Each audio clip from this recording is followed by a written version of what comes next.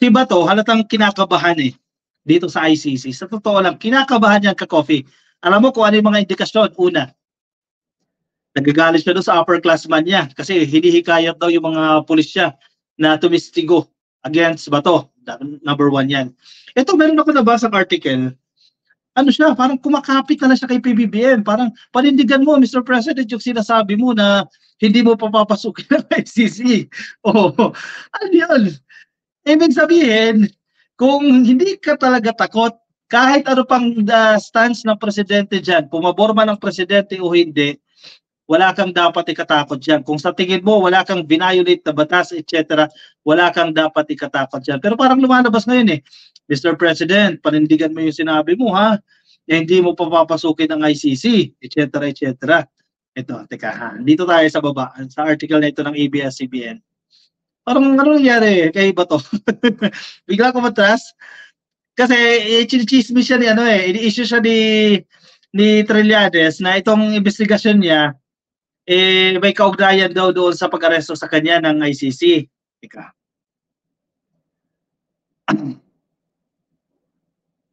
Ito.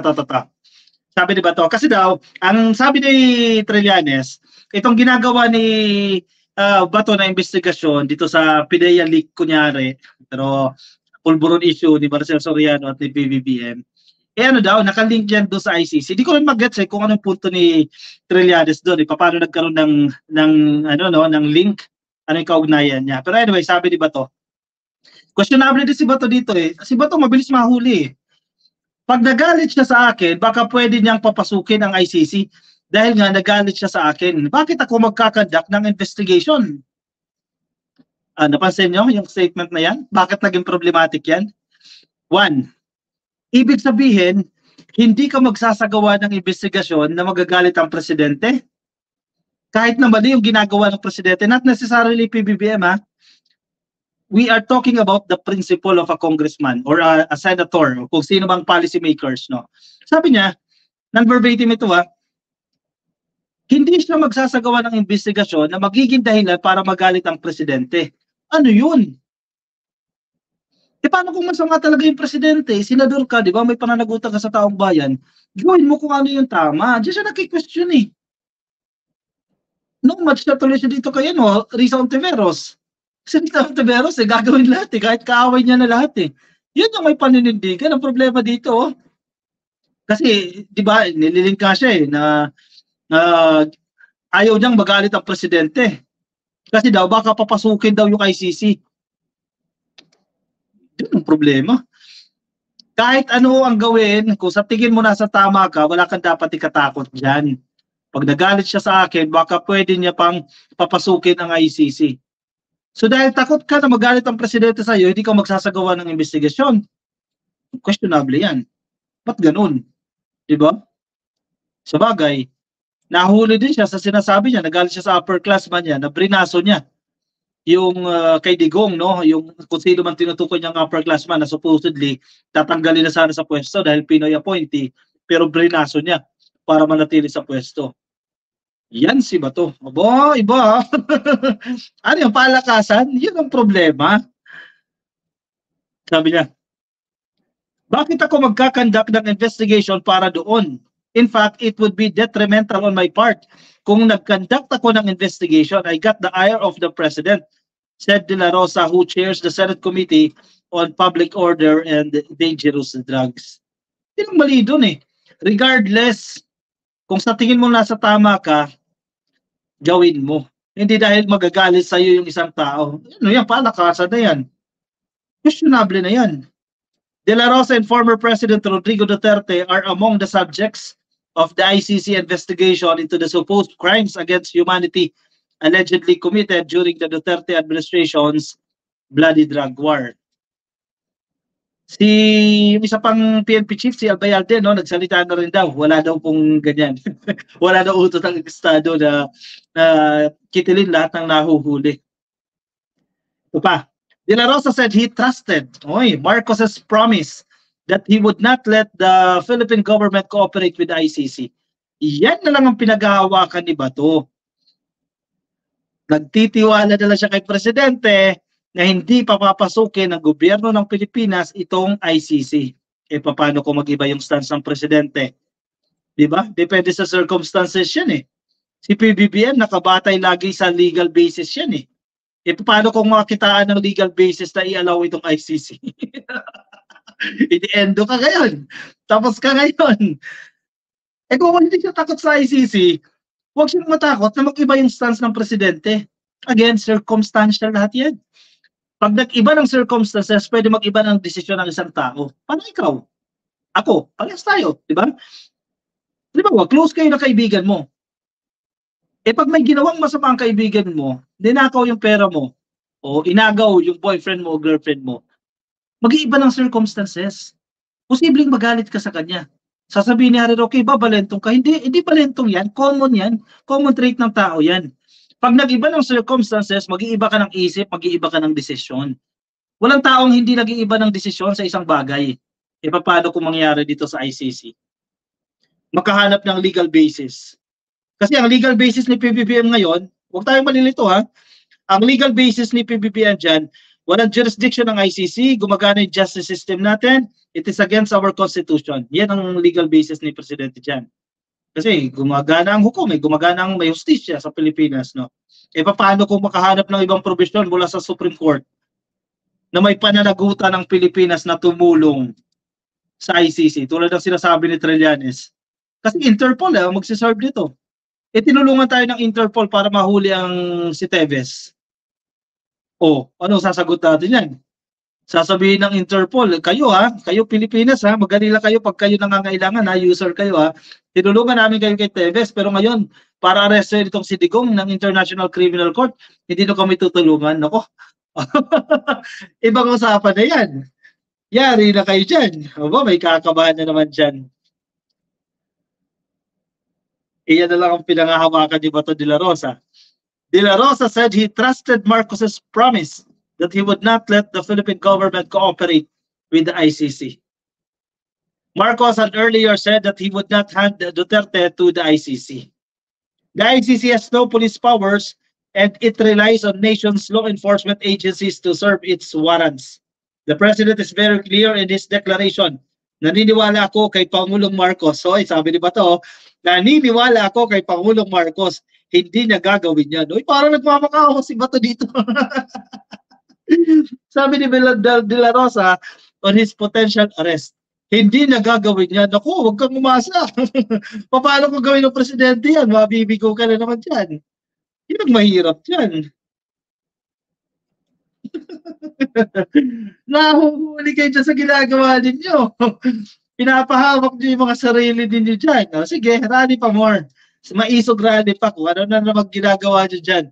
Kayo tuloy ang napapahawak dyan sa mga gimmick ni sa mga gimmick ninyo Tapos ito, magtaka kayo Weak leader yan Sabi nyo weak leader si PBBM. Bakit parang threatened kayo sa weak leader? Kala ko ba weak leader? Yan, magaling kasi kayo mag-judge. Weak leader porket hindi nagsasalita weak leader. Bakit parang ngayon nakalampag kayo ng isang weak leader? Sino ngayon ang weak? Bumabalik sa inyo ngayon yan, Jeya. Kumusta ka na, Jeya? Shoutout sa iyo, Jeya. Dapat sa bangayan, pasagasaan sa pison, sabi ni Marcelo Rosete. Abay, nagkasala pa tayo dyan, ka-coffee.